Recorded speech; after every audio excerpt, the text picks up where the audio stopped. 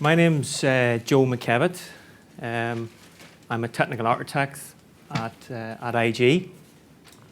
Before I start, I've been attending the London CD Meetup for a few years.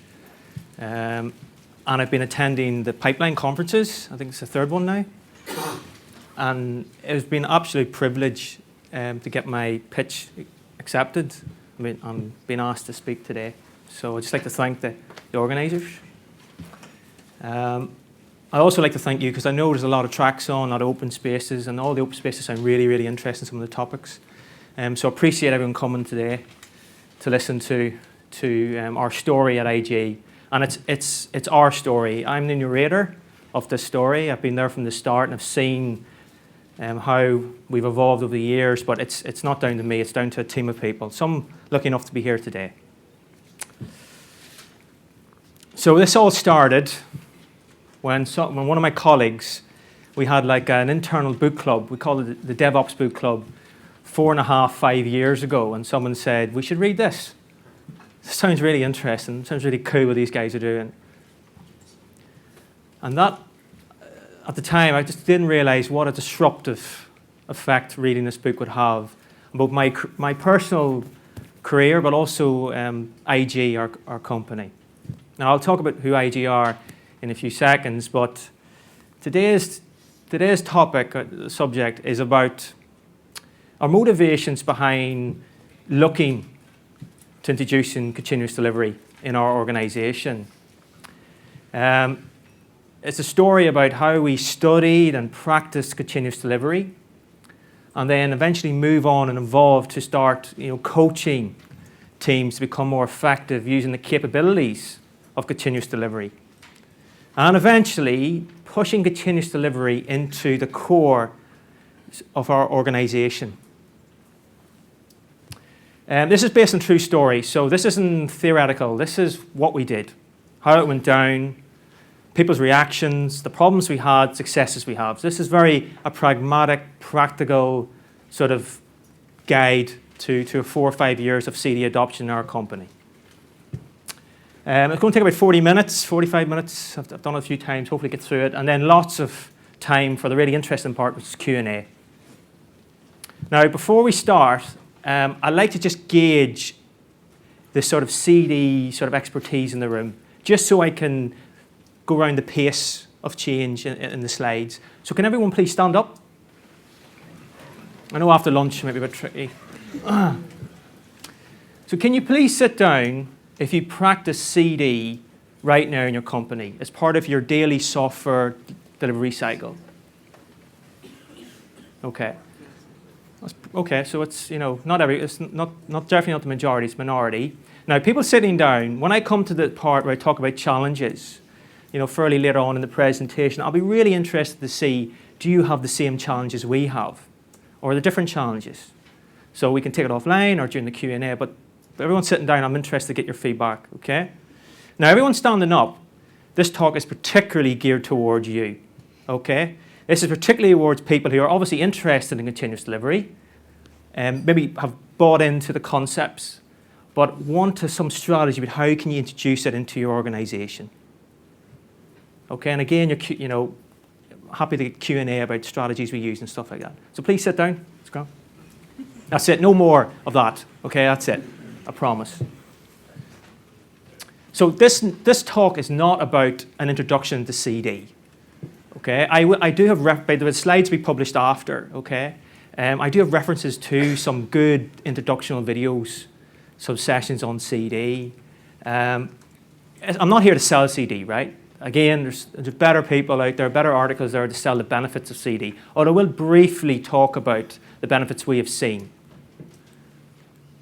And also, I really don't want to go into detail during the talk anyway on the engineering practices we do at IG. The practices are very context specific. Even within our company, we have different sort of practices and strategies within certain teams. Now, I'm happy at Q&A, maybe if you want to go into some details. But it's really the principles that are the key.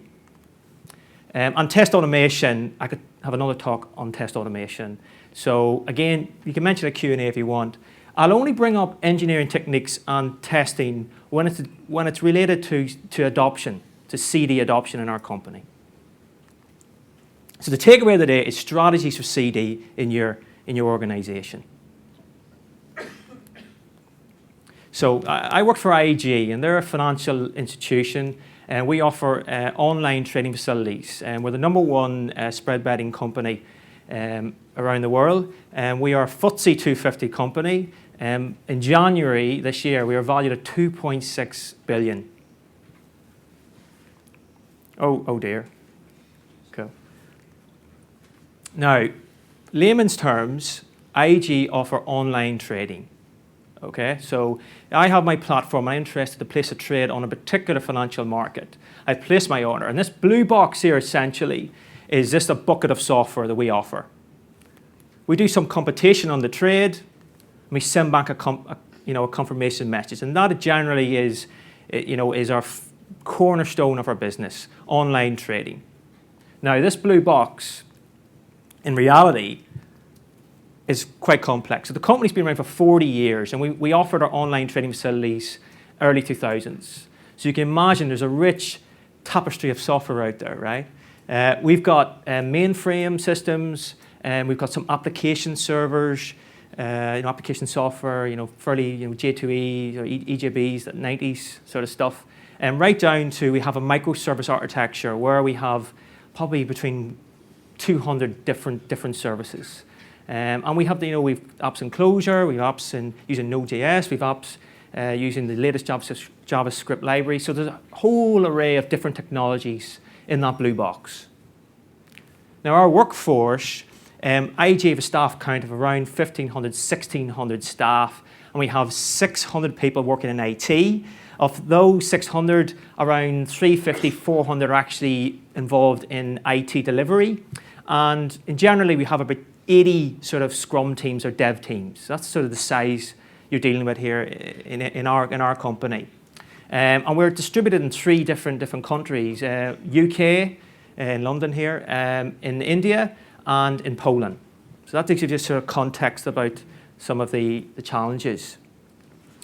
And we're also, obviously, we're highly regulated. We're working in a highly regulated environment. So change, we're under scrutiny of the typical FCA, and we're under the compliance. So 2 key things out of this one. One is change isn't trivial. So there's a cost to change in our industry. Obviously, from approval to auditing perspectives. Also, the consequence of defects or production issues. There's not only a financial cost to our business, but also we're accountable to the regulators. And we have a whole different set. Our products are offered worldwide, so we're accountable to different sets of regulators as well. So that just gives you context of this blue box and the challenges.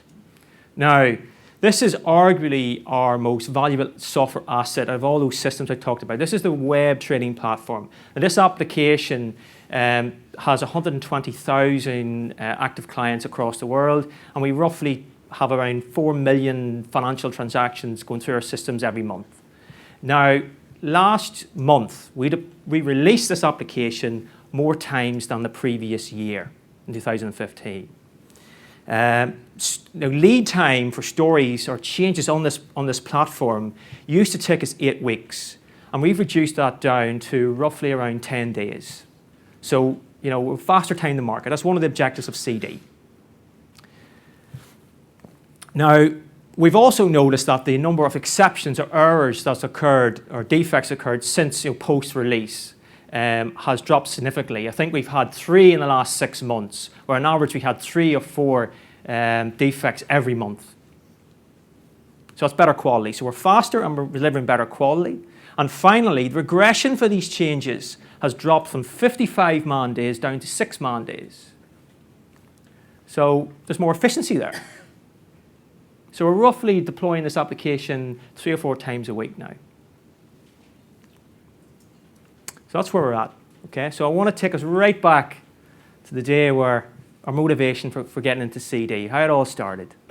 Okay, so typical, of a FTSE 250 company. So we're obviously our shareholders have expectation on product delivery and product improvements. So we're always under pressure to deliver. Yet our products, because of our domain, uptime and availability is crucial to our business model. So we have this balancing act between delivery and availability. Now previously, up until 2011, we used a release cycle, a monthly release cycle to manage this. It was basically an 8-week release train. We have 4 weeks of development. So the whole organization would develop their software over 4 weeks. And then we'd have a second half of 4 weeks of regression. And it's your typical sort of blueprint of delivery trains. And during, because of our domain, when the markets close on a Friday night, we then bring a holding page up and deploy that monthly release of code into our production systems. Now, before I slate release trains, okay, there were some positive aspects of the release train that I really liked, that we really liked. So you can imagine as a stakeholder, you've got that nice monthly cadence, guaranteed cadence of delivery. Okay, so our stakeholders, our business sponsors, the program office like the idea of having monthly planned big releases. It helped them align IT delivery towards business expectations of delivery. Okay, so that model worked well from that aspect. Also, because the whole organization knew exactly what had to be delivered for January, February, March, it just brought in a sort of culture of teamwork, togetherness. So particularly that last mile of getting changes from regression into production, there was a good sort of team ethos at the company at the time using this model. So that's exactly what the state of play was in 2011. Now, I could sit here till next Friday talking about the problems with the release train. I'll just give you one example, okay, my personal example of the pains of this model. And it involved getting a phone call at 3 or 4 a.m. on Saturday morning. Now, I don't know about you, but I can't remember what I had for breakfast. Never mind when someone calls me at 4 in the morning and says, the platform's down, can you come online and take a look? It's something that you possibly wrote 5 weeks ago, 6 weeks ago. That's a very real scenario. I don't know if anybody's been in that scenario before. Or maybe it's someone else who's now in sabbatical, right? You get up of bed, you're getting on the VPN, you're sweating, you're like, oh man, it's stress. Just that feeling of stress of logging in, and your mind's going, all these concurrent ideas going through. You're thinking everything from, what is the change? I wonder what the issue is. Please be a simple issue. There's 2.6 billion relying on this. Please just get it up and running. You go online, there's all these heroes already online, firefighting, trying to get everything up, and they're relying on you to solve the problem at 4 a.m. You just feel that pressure. Now, thankfully, when we get things sorted out, so you're talking now 6 a.m., so you're talking maybe 8-hour release. Our release windows were typically, from 10 p.m. to about 6 a.m. in average. So we're talking about 8 hours of release window. So typically, anyway, the birds are up, the sky, the blue skies there, family getting up for breakfast. You've done an all-nighter, and now you've solved it. You feel great. You feel like a hero. Check me out. I've saved the day, even though it's my fault. And you're thinking to yourself, okay, now whose fault was it? It wasn't my fault. I don't make mistakes. So it probably was the business analyst. He didn't give me the right requirements, hence why there was an issue when we went live. Or maybe it was the ops team. They didn't read the rollout instructions correctly, right? But that's going through my head until I come into the office Monday morning. All right, and that's, this is the culture I was in 2011. Okay, I didn't get into this. I didn't get into software to sign up for this. Okay. Now the monthly release cycle is about upfront prediction, upfront commitment, which then leads to stress and pressure, and eventually leads to blame. It's not my fault, it's your fault. I hated that. I detested that culture. And what was the culture like in our organization to succeed? Well, it was covering yourself, covering your back, doing lots of handover, not doing predictable things. So at least if I do the same thing that we did last month, then we should be okay. De-risk everything. Really conservative culture. I hated it. Now, one of the benefits of working together is that probably the very start of this movement was that we're meeting up once at lunchtime every week or something like that to talk about DevOps books. And it was split between architecture, devs, ops were there. infrastructure. It was quite cool. Like a lot of different disciplines were meeting up to talk about how can we do things better. So we talked about continuous delivery, went through the book, and at that point, I was like, okay, I've got this hideous problem here where, I'm a blamer, I'm a horrible person, right? The system is making me a horrible person. I've got all the answers. This book's the key. This has got all the answers. We just need to do this, right? Simple. Now, how on earth do you introduce this into a company like we were? Like our delivery, everything was around this monthly release cycle. The whole culture was based around this monthly release cycle. Okay, no one was asking us to release more frequently. Because of the 8-hour window, they're actually looking at increasing the release cycle, right? So you could go big bang, right? We could go big bang. We could get, maybe some experts in, some consultants in. We could maybe rewrite some of our core architecture, or maybe move. Like our architecture, let's just say, wasn't built for continuous delivery from the ground up. We weren't on the cloud, or we didn't have virtualization. Now, at that point, you're thinking to yourself, well, what should we do that? Should we go big bang? And basically, from common sense, really, was that this, at the time, anyway, it was like an emerging sort of movement. This was 4 years ago, right? And none of us had any experience in it. And the question we'd be asked was, how much will this cost? We didn't have an answer for that. We had no idea. We hadn't even seen the benefits firsthand. Just theoretically, sound like a good idea. So the next move you think would be, okay, let's just go and do a pilot. Let's go and do a pilot. Let's do black ops, make it easy as possible to show the benefits. Okay, so let's use the cloud technologies, like Amazon, for example, and let's just have a big ceremony like today and say, here you go, isn't this awesome? We should do this everywhere. And we didn't do that. And we didn't do that because we've seen from prior sort of black op projects in the company that there's just natural friction straight away. And it probably would have drove from, yeah, that's great what you're doing, but from an architectural perspective, we don't want to invest in this technology, or we need to maintain, we spend lots of man hours and lots of investment in existing architecture for reason ABC. So we knew there was resistance with that mindset. So we tried something different. Okay, so we tried a subtle, different approach. The first thing was, right, the book has, Jez talked about that this morning, about all the benefits. He talked about the disciplines, the sort of reducing your release cycle, the test automation, team autonomy. There's lots of capabilities that you need to practice to do CD right. We said, okay, let's not try to change the world. Let's try one thing at a time. What's our biggest problem? For me, is I want my Friday nights back. Okay, I want my weekend back. Okay, and this was a key message. So we took the book down to a simple pattern, okay, which was introduce zero downtime deploys into production systems, i.e. we can deploy our app during core hours. We can do it when everyone's in the office, right? It's common sense, right? But, okay. Now, the key thing with that was that we are now selling instead of a book, we're just selling one pattern, and we're just solving one problem, which is crucial to the communication part, which I'll go into shortly. Now, most of you probably are familiar, obviously, with the blue-green pattern. And the key at that point, when we were introducing it in our organization, was, look, we're decoupling deploying our application and releasing our application. So we deploy when we want, and you release when you want. Okay, a fairly established pattern. And, I give this talk maybe 100 times to various people. Okay, so when we said, okay, this is the blue-green pattern, we want to do this, and we said, okay, where can we actually implement this? So we said, okay, well, let's pick a pilot project. Now, we picked a project which was incoming, was already on the backlog, coming into a team that I worked with at the time. It was a low critical project. So, it wasn't highly valuable as far as the backlog of projects. It was fairly low key. It was sort of an experimental project.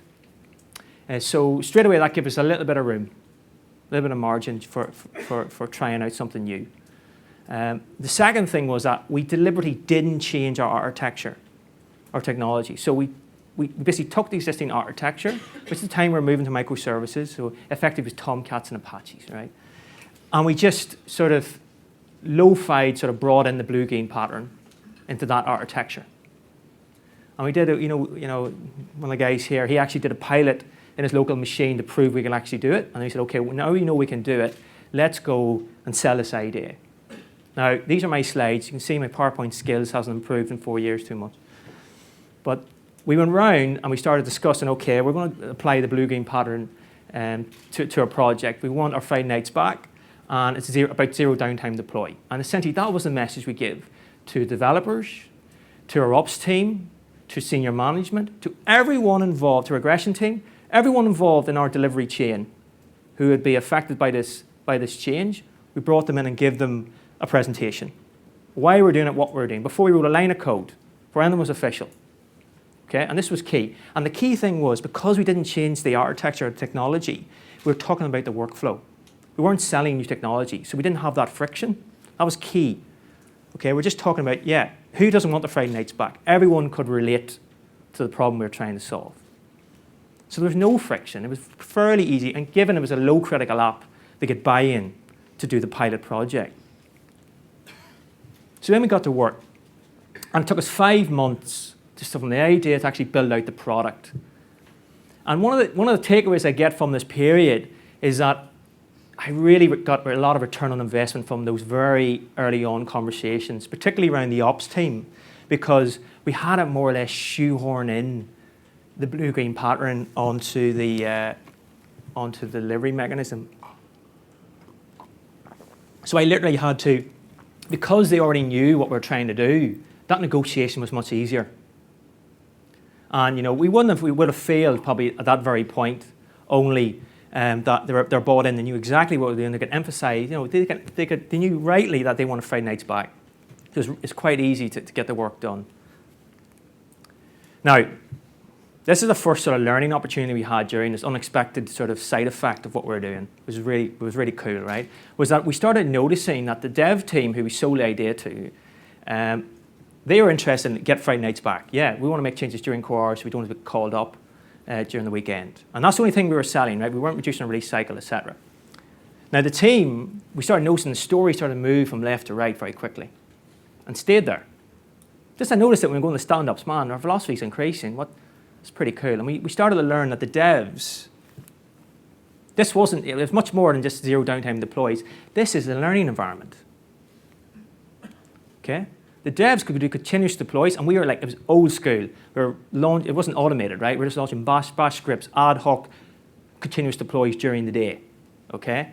We're constantly deploying into our dark pool and testing out our ideas, and then eventually, when the product or the feature was ready, we release it. And QA obviously saw better quality. So both QA and the devs, it was much better. So the fundamental point I'm trying to make here is that it helped us build better software. The quality was better. And the team really loved it. The team really, really were enthusiastic about this workflow. They started getting pride in their work, okay? Because they were used to the previous model. And this is the penny drop. This is when you, okay, we're on to a winner here. And this is why I term the guys, they were CD practitioners. Not only were they trying out CD, but they were a type of guys who are really, really vocal and supportive of the CD workflow. And totally unexpected at the time. They were so happy when we delivered it, they baked the cake, right? That's genuine cake. One of the guys, his wife baked it. And it was, yeah, so there you go. So I'm just trying to relay like how much the guys saw this as such a benefit to their workflow, to their role. So, of course, what do? We got into a room probably the similar size, got all the devs into a room. I went through the similar sort of presentation I gave 5 months earlier, which was, what we're doing, why we're doing it, and here's what we did, and here's the effects. Isn't this cool? We love this, right? And we were, at that time, making changes during production. During core hours in production, which, just at the time was sort of unheard of. What are you guys doing, So you can imagine the reaction within a room like this. You had 300-400 people in a room, right? So first off, generally, as development, as other Scrum teams or other dev teams, they were generally skeptical of it. Okay, they said, well, yeah, Joe, but it's an isolated project with low dependencies. What about complex applications? What about your database dependencies? What about runtime dependencies? Lots and lots and lots of what if. Couldn't happen in an existing legacy app. Yeah, you're not on a critical path. There's honestly a list as long as your arm about what ifs, what we did. So general skepticism from generally the IT department. The infrastructure guys, the ops guys, they were saying, well, hang on, Joe, you're talking blue-green. Are you telling me you're considering doubling up the architecture here?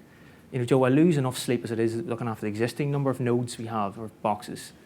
So straight away we're getting that friction. Straight away, well, Joe, this doesn't sound right. This is more hassle than it's worth.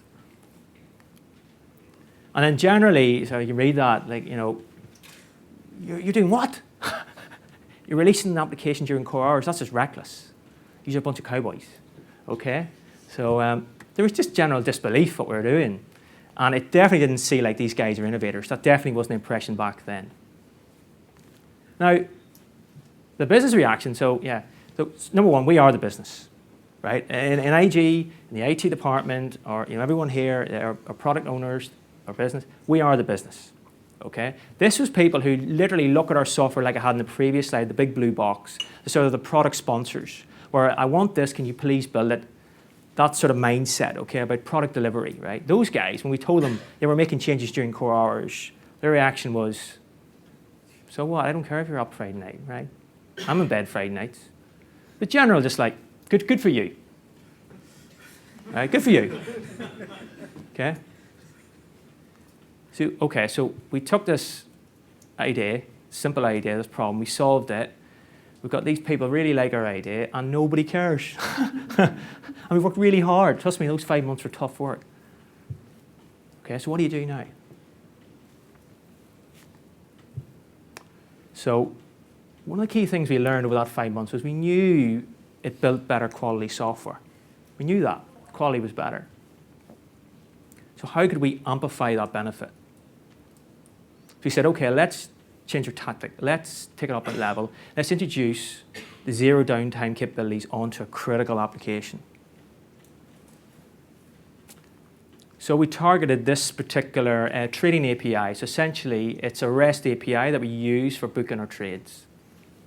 So it's quite, greenfield-ish. It's maybe at the time it was maybe there for 18 months to 2 years, and the team were very much core to a lot of enhancements in our company. They're a really core team. It was a core product. Uptime is really important, and delivering quality. We thought, man, if we really deliver quality in this app, it'll definitely make ripples within our IT organization. And the architecture too was similar to it wasn't totally unlike what we had done in our pilot. So there's a certain amount of uncertainty already ruled out. So we had the biggest impediment at the time. Impediment was we wanted to introduce this change to this architecture. It's fairly similar to a pilot project. We were motivated to show the benefits of CD, but the team was a different team on this app, and this was a team indicative of the old model, the release train model. And that was a team that were really well regarded, good engineers, but were really busy making commitments, busy churning out software, busy with handovers, busy firefighting, just too busy. And they weren't anti-CD or anti-blue-green, they just didn't have time to adopt it. There was no motivation there. So we took a breath, and instead of forcing it onto the team, we actually just practiced the CD workflow on other pilot-like projects, sort of low critical apps with similar architecture. And that practicing meant we just continuously started doing the continuous deploys during the day. And eventually, we started getting more efficient in our workflows. We started identifying the inefficiencies. So the old ad hoc scripts, suddenly we moved that into a CD system. So we automatically on commit deployed automatically into test. And we just got better and better and better practicing it. And slowly, some of these concepts, not the practices, but the principles started to really sink in to the practitioners. And we're only talking maybe 6 or 7 people at this stage. So we started to get why feedback's really important. And we suddenly started to see the benefits of the quality. Now, at the time, people started joining the teams, new starters, okay, started joining the team. They just come into this environment of CD. So from day one, they were like, oh yeah, you get your changes straight away. Of course, yeah. You make changes during core hours. Of course you do. Of course you do that. So they started, this is how you work. Of course this is how you work. And one of these individuals was promoted to team lead of the trading API team. As soon as he was in that team, he started seeing the deficiencies. He started saying, guys, come on, this is crazy. We're getting production issues. I'm getting called on Friday nights. The feedback loops once a day instead of 20 minutes or 15 minutes of your build system. We need to go slow to go fast. And he was able to motivate the team to drive out the message. So they got to work, and it took us almost 9 months of effort to convince the guys to move over to CD. Now, we're using exactly the same infrastructure and same workflows we had in the pilot projects. Okay, now the only difference was that the rate of change and the benefits were amplified. This was core sort of product improvements in our company. So it just amplified the benefits of the quality. Now, when we went live, I knew things at least, not even a day, as soon as we pushed blue-green into production, we had this capability of 0 downtime deploys.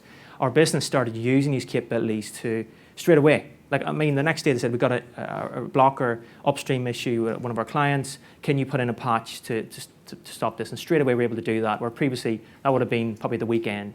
So we started straight away getting return of investment, which was awesome. Now the real sort of valuable part of the story is that these guys who are taking these critical apps now started getting used to this workflow, and they're getting mentored and coached by the tech lead. They started building new greenfield projects with CD from the ground up.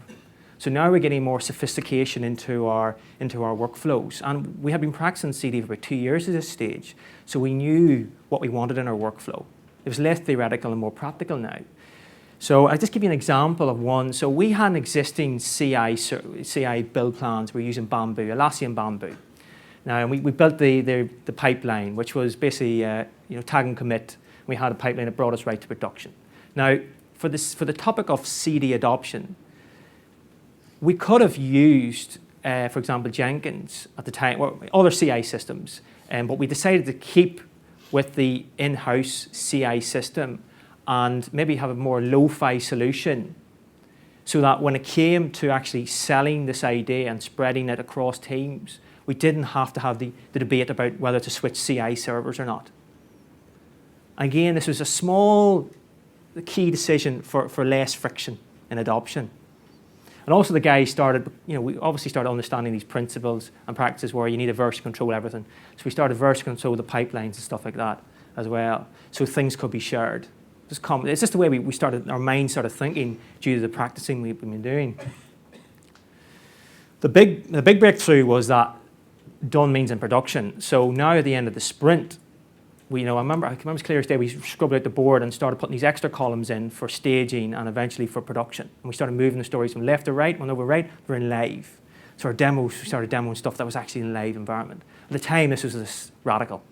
Okay, it's like, for real, in live? We started then actually delivering every 2 weeks rather than 8 weeks. So now we're starting reducing down the release cycle. And this is a big breakthrough. And remember, this is on a trading API, one of our core APIs. So we get up like this, and we up and sell our success. Here we go, here's what we've done. Aren't we great? This success, we've reduced the release time, and we're building all these capabilities in. Now the reaction. Similar crowd. Okay. Now, not everyone, but some of the dev teams were like, okay, this sounds pretty cool. How can we start doing this ourselves? And this is where we started getting return on investment from those decisions of, not necessarily changing your technologies, using the same CI system and having everything version control. Essentially, we tried to help the way to people adopting it. And we started this sort of internal group, this sort of community in our company. A lot of it was inspired by some of the stuff that the guys have done in the London DevOps. To be honest, we had a sort of an internal community where we meet up every month and we'd share, instead of saying to people, what you're doing is wrong, we'd always say, we think there's a better way. Here's our learning so far. And we had this, idea of we can help you. We had this thing called CD coaches. So every month we meet up and talk about successes. We talk about, what's the roadmap, for possible improvements. We try to encourage teams when they make CI improvements to share them. It's a very open source model. To make changes and open source that in an organization, to give back. And this was key to adoption. And also the upside of things, because you remember now 2.5 years, the guys are seeing that from an ops perspective, the quality is getting better, hence the defects were getting less. So the guys are saying, instead of saying, talking about infrastructure stuff, they were saying like, how can we help you guys? The tone was different. What can we do to help you guys adopt CD or increase scaling out CD across the organization? We want everyone to do this. And the product owner as well, so the product owner we worked with, he seemed to just, he started, obviously, saw the capabilities, because the team really were starting to get effective. That's one of the things, if you're ever involved in coaching, this team, under the leadership of, it was David Genn, but on the leadership of this one guy, they brought it to a whole new level, much more than we could ever have envisioned 2.5 years ago. So the product owner was like, seriously guys, he now negotiating for technical improvements. There's so much trust there that he was happy for the guys to, 20% for technical improvement, sure. Because remember, we've reduced the 8-week release cycle to 2 weeks. So you can imagine the trust there. And basically, it was a system built to be more agile. We didn't eat the face of him, for asking for a late request. You can imagine if you do a month's regression, someone comes to you the day before you release, actually, I think we need a change. You can imagine what the reaction of the dev team's like, completely on agile. Now, business reactions, again, this is not the PM, this is not a project management team. This is outside that. This is a people, requesting the projects and coming up with these ideas, and literally we're a black box. The software is just a black box. Now we're telling them, we reduced the release cycle. Okay, that was the reaction. Because what we've done, well, let's think about it. It's an API, right? So you're making incremental changes in uptime of the API. It's only one part of the whole system from their perspective. They don't look at APIs. They look at the platforms using the APIs. And they were still under the old 8-week release cycle. Okay, so we're doing it right. People really, are starting to adopt it, but we're still not getting that traction we want. How can we amplify the benefits again? How can we take it up to another level? If we said, okay, let's take on the crown jewels. Okay, let's take on our web training platform. Let's move that onto our CD workflow. So I've already talked about CD the platform, right? Just so you know, it's legacy. It's 10 or more years old. It's got 100,000 lines of code, just probably 1 million lines of code. It's JavaScript, and it's running on an ear on an application server, WebLogic application server. So it's as far from a CD-friendly architecture as you can imagine. It's been adopted by 3 or 4 different teams. No one really now knows how it all fits together. There's a lot of uncertainty there. It's a monolith as well, so it's doing lots and lots of stuff. And it's core to a business. When we get issues with this, it's really, really expensive. So you can imagine there's a fear there, right?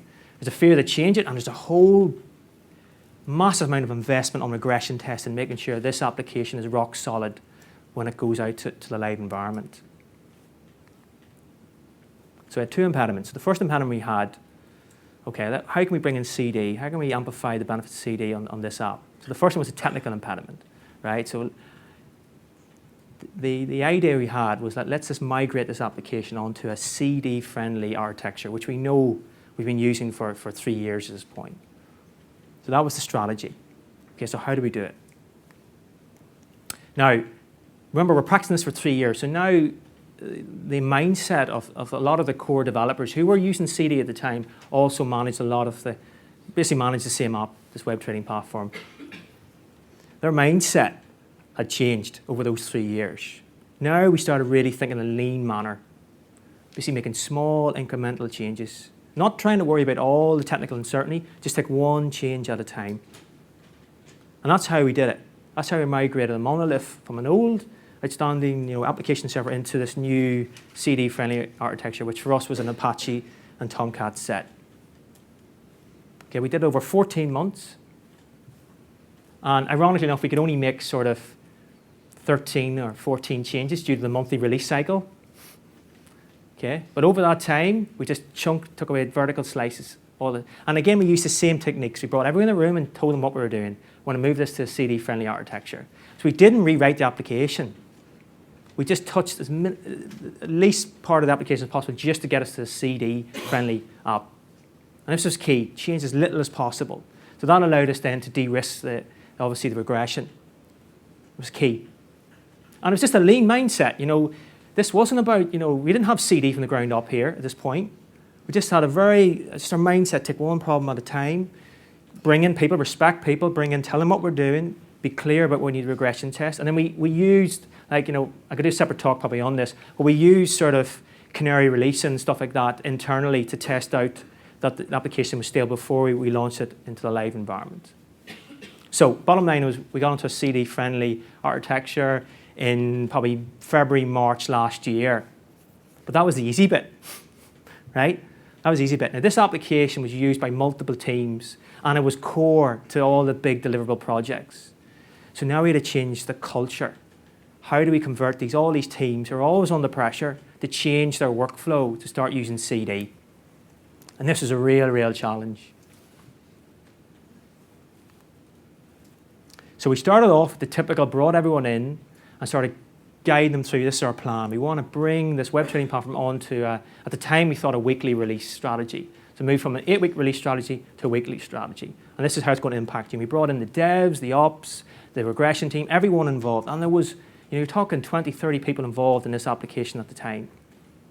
Directly all. Then when we started hit the ground runs, we had sort of planned key dates well in front. And when we eventually started doing it, we started realizing we had a lot of friction where people, stuff that we took for granted, we learned our first year was like, too much change, dependencies on all the systems, not understanding the full impact of their changes. People were used to the safety net of regression. So it basically involved a lot of coaching, a lot of mentoring. It took us a few months. We started maybe August, September last year. We broke down, okay, let's do the weekly release. We moved from 8-week to weekly release.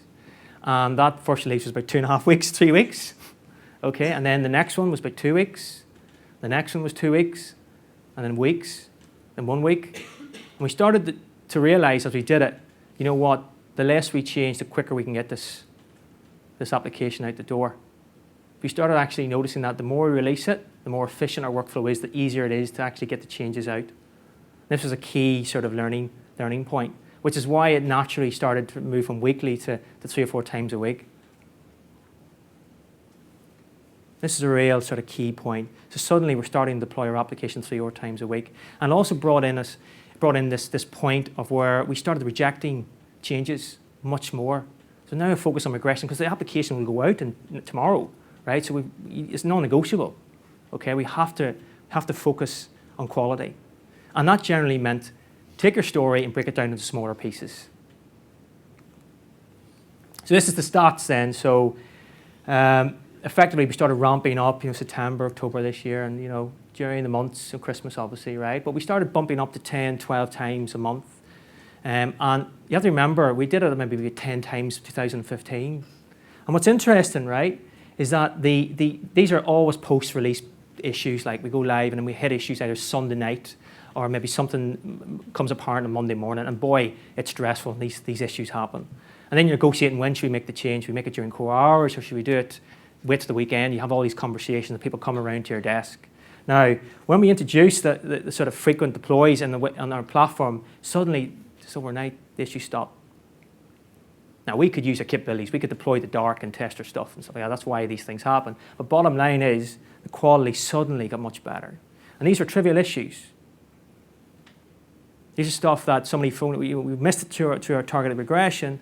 I'll give you an example of this where, so previously, it's all hands on deck. If any issues, all hands on deck. Everyone comes online, no matter what hour it is, try to get things fixed.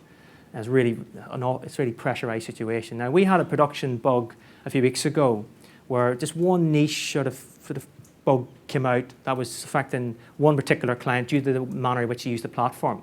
Now, we released the changes at 4:15, and then one of our colleagues, we headed out for a party for him, and we went to the pub literally down the road from our office, and someone contacted us and told us, look, we've got an issue here, we've got a client phoning up, there's a bug we've introduced. And within 30, 40 minutes, the person left the pub, finished his drink, left the pub, went upstairs and clicked one button to revert back. Done, sorted.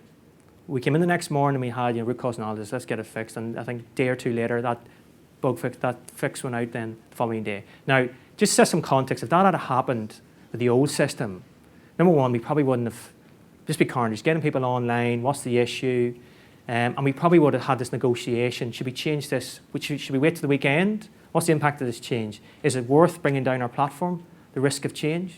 We didn't have those conversations.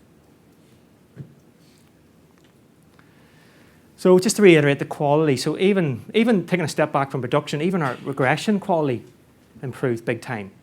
Okay, so we used to have 55 man days of tailored testing, sort of 3 regression cycles. That dropped down to 5 or 6 days of targeted regression. So literally meant that the team involved in the changes, they would literally sit down with the regression team. In this particular workflow, in our context, we sit down and say, okay, look, we changed this part of the system. I think we need to test the charting application perspective. And we have a bare minimum sort of, we call happy path regression. Okay? And I was lucky enough, I was out, and the team who actually regression tests this platform are based in India. And I went out and met them. And you just don't realize the impact you have, sort of a concept or system has, until you see a disruptive change like that, where guys are saying, look, this is far more interesting now. Instead of having this regression cycle every month, and then eventually the thing goes out live, and then we get told off because we've missed, our 1,000 tests we have, we've missed one test that's caused an issue.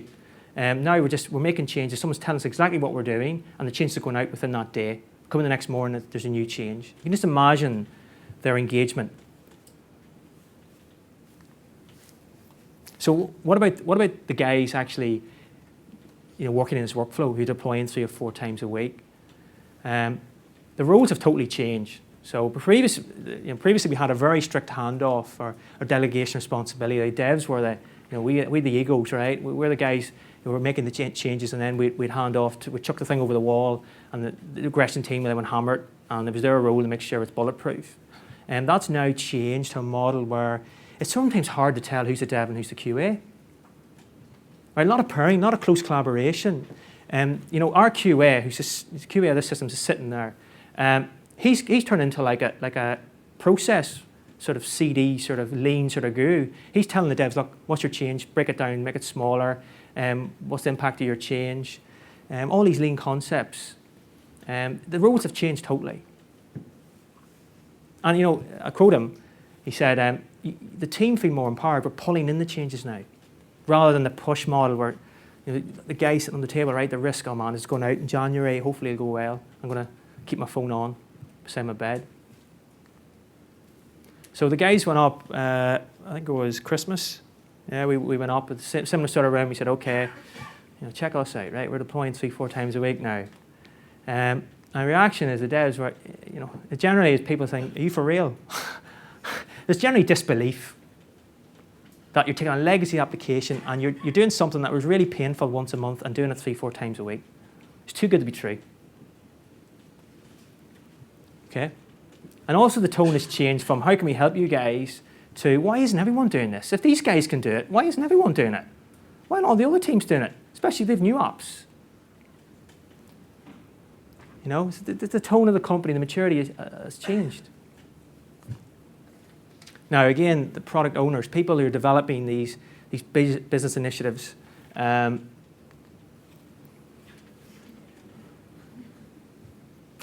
That's reality. This is exactly, we're still not utilizing the capabilities that we have. Because again, we've sub-optimized. We sub-optimized a really important part that technically, is a lot of return on investment, but from a holistic perspective, from a product development perspective, we still haven't optimized the whole. So that's where we are right now, okay? So the challenge is, so what's next? Well, like I referred to, okay, business agility. How can we use our now knowledge? It's not the technical, to be honest, it's not the technical capabilities. It's sort of the philosophies we've now grown in, this sort of mindset. How can we use that to really do rapid product development? And that's what we're trying out now. So again, and we're using the same techniques, which is sort of experimenting. We started that, this year really, we've been doing a lot of sort of experimenting on product development, trying to build essentially better cars, right? Build better software. And it's okay to have uncertainty. It's okay not to know what you want. Okay, that's okay. This workflow is built for that. Driving that message, though, is challenging. And also, we have a lot of teams who, so just give you some aspect of sort of the adoption. 80 dev teams, I would say maybe 15, 20 teams are now following sort of a CD workflow. But there's various sort of maturity models there. So yeah, we do continuous study. Yeah, we do blue-green. Yeah, and the release maybe every 4 weeks, 5 weeks. Okay, so we people not really utilising the capability, some teams. So they have the tools, but they're not using the tools to their advantage. So our strategy has been, from experience really, this has been driven out of just trying to coach teams, is that it's all to do with mindset, it's all to do with learning your lean principles, all to do with looking at your value mapping and understanding the inefficiencies, getting them to see the big picture. So that's what we're driving internally, trying to scale out. Okay, summary. Just to clarify what we did over the 4.5 years. We started with a pilot, and then we practiced it and really started understanding the workflow. And then we got more confident. Eventually, we migrated onto a sort of core application. And then we took even a meatier, more core application, high risk. And that was all our maturity and understanding and confidence built up over those years. Key thing is we focus on one problem at a time. We didn't try to solve everything. Okay, and this was introduced with zero downtime deploys. Then we from the critical apps. Then we, done means production. We reduced our release cycle. Then we started building up more sophistication in our workflows. We started amplifying the benefits. We started reducing the release cycle. You should get the point. It's just incremental improvements. We didn't try to do everything at once. You gotta learn to resist that temptation. And this is key as well. We won't get anywhere until we use the simple thing of telling people what you're going to do before you do it. Keep them updated, and then show them what you did at the end. Simple, but really works. Really, really effective. It's the lean principle of respect people. And then building your results, or building your learning. So use your learning to then use your next iteration, right? So again, it was the penny drop, better quality software. It was about better quality software rather than zero downtime deploys. The practitioners were key, so that's key to the adoption, right? I just want to reiterate again, the adoption happened because of the practitioners, people practicing it. Don't mandate the change. Let your results do the talking. Incremental improvements over big upfront planning. We've now started to realize uncertainty is okay, and now you use your workflow to rule out uncertainty. Use that strategy. Now references. I know I want to get questions, so apologies. References. If you're interested in sort of introducing CD, Jez Humble, some really good videos on it, which we used internally. And you also have there's really good content on the London DevOps, London Continuous Delivery group, and also cracking videos on sort of Spotify. There's audio content as well, which I'd recommend. Jez Humble's obviously talking about CD and giving those examples like Numi you gave this morning. He goes into detail about that. And then also Barry O'Reilly from a business perspective talks about lean and the impact on sort of on your business. And then these 3 books I recommend. This is on philosophy, this is on sort of team workflow aspect, and this is on sort of a practical guide. And again, learn the principle, look at the practices, but learn the principles. It's the key. They're not non-negotiable. And I've literally bought 10 copies of that and handed around people's desks of these books. And culture is something you can succeed in, right? And that's just changed. Now to succeed, to be successful, I'm not a blamer. Okay.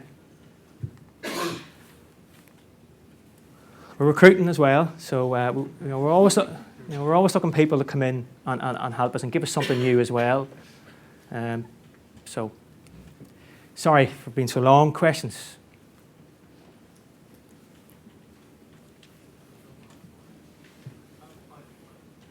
I think the thing you're saying at the end there about tell people what you're going to do and why is interesting, because what you said at the beginning was the why wasn't anything to do with better software, it was to do with not being rung up in the middle of the night.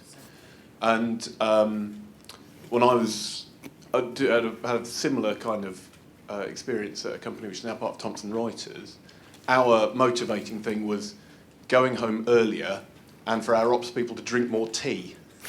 Because if your ops people are busy, there's something wrong, right? And I think so it's finding that why in a real, what you had is really a thing that would make your life better in a real way, because sometimes better software seems a bit abstract. This isn't a question, sorry, this is a confirmation of what you were saying. We're high-fiving, right? Yeah, yes. So you had a really good, really strong motivation for doing it, which was not being rung up in the middle of the night. So, Yeah. and that's the thing that you have to find. That's the thing that will drive you through, I think. So, thanks. Great question. Sorry, before we start, I just have the company have sponsored people to ask questions. This may increase the rate of questions. So we've come after, we'll give you a little gift for the question. Unfortunately, that's the time for the questions, so I'm only joking. Go ahead.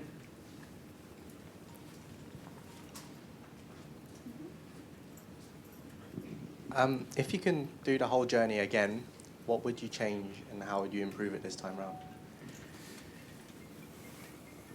I would have, I've been asked that question before. I can't, right? Maybe have more cross-functional people involved, I think. At the time it was very dev, IT focused. Maybe we'd have better business traction, business agility if you had brought a wee bit more people from different disciplines in. But the flip side of that is that I didn't have the confidence I have now. This is like, I'm done with ceremony, right? Ceremony's releasing code and all that stuff. I'm finished with. You know, I just want stuff just to happen now incrementally, right? And you work on that workflow, there's no ceremony, no big deals, no heroes. And this is a ceremony I like now, where you just tell people what you've done, let the results do their talking. And I wouldn't have that confidence back then, like 4.5 years ago, where I was just reading a book. So if I could jet my mindset and my confidence back 4 years ago, I definitely would have brought more people in. But you have to start somewhere. I think that's the key. Just, just find out your problem. Make sure people empathize with the sort of, can relate to the problem. And then get them in.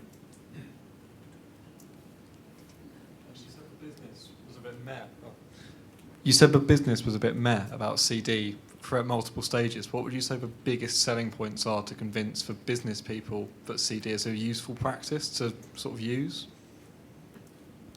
Well, it goes back to the slide I had. Like Jez Humble said this morning, we're doing it.